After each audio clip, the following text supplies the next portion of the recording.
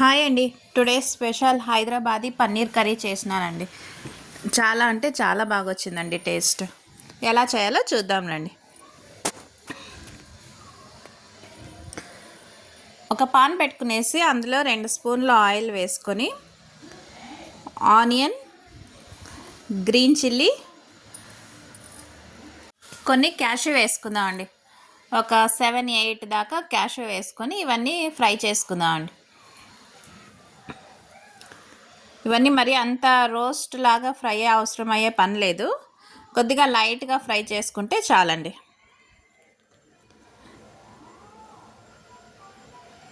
చూడండి ఇలా అంతా బాగా ఫ్రై అయింది కదా.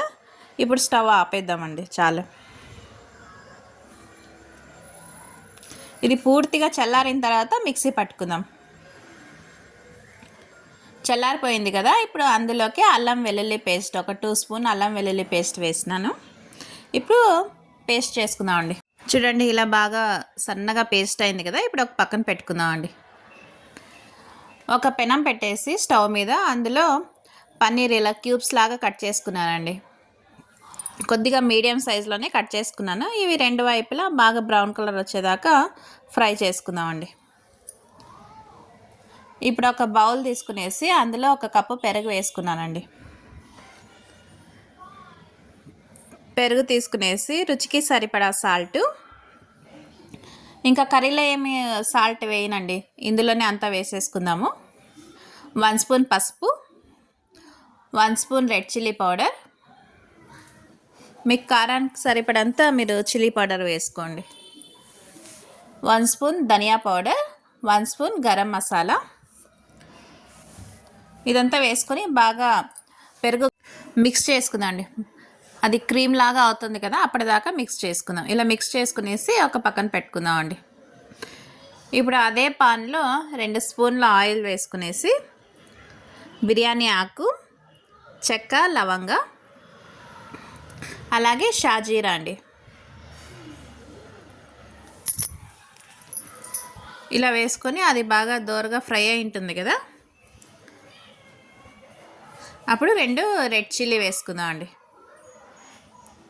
ఇదంతా బాగా ఫ్రై అయిన తర్వాత ఇందాక మనము మిక్సీ పట్టి పెట్టుకున్నాం కదా ఆనియన్ పేస్ట్ వేసుకొని ఫ్రై చేసుకుందాం అండి. ఆ మిక్సీ జార్లోనే కొద్దిగా వాటర్ వేసుకుంటున్నానండి. ఇదంతా బాగా పచ్చివాసన పోయేదాకా ఫ్రై చేసుకుందాం.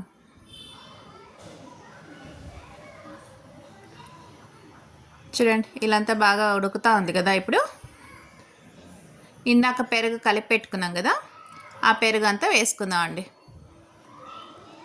అలాగే ఈ గిన్నెలో కూడా కొద్దిగా వాటర్ వేసుకునేసి ఆ వాటర్ కూడా వేసుకుందాం అండి. ఇదంతా బాగా మిక్స్ అయ్యేలాగా కలుపుకునేసి ఒక 5 నిమిషాలు మూత పెట్టేసి ఉడికిద్దామండి. చూడండి 5 నిమిషాల తర్వాత బాగా ఉడుకుతూ ఉంది కదా. ఇలా అంతా ఒకసారి బాగా కలుపుకునేసి ఇందాక ఫ్రై చేసుకున్నాం కదా పన్నీర్ వేసుకుందాం అండి. ఇలా అంతా పన్నీర్ వేసుకునేసి ఒక 2 నిమిషాలు కలిపేసి మూత పెట్టి ఉడికిద్దామండి. మీ దగ్గర ఫ్రెష్ క్రీమ్ ఉంటే కూడా ఫ్రెష్ క్రీమ్ వేసుకోవచ్చండి. నా దగ్గర లేదు కాబట్టి నేను ఫ్రెష్ క్రీమ్ వేయలేదు, ఇలాగే చేసినాను. ఇలా అంతా ఒకసారి బాగా కలుపుకుందామండి.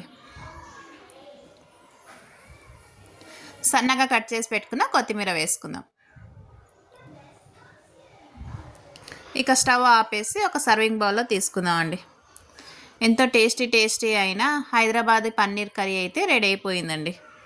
ఇది రోటీకి, చపాతీకి, బగారా రైస్కి, ప్లెయిన్ రైస్ కూడా చాలా బాగుంటుందండి. మీకు ఈ వీడియో లైక్ అయితే లైక్ చేయండి, షేర్ చేయండి, కామెంట్స్ చేయండి, సబ్స్క్రిప్షన్ చేసుకోండి. Thank you.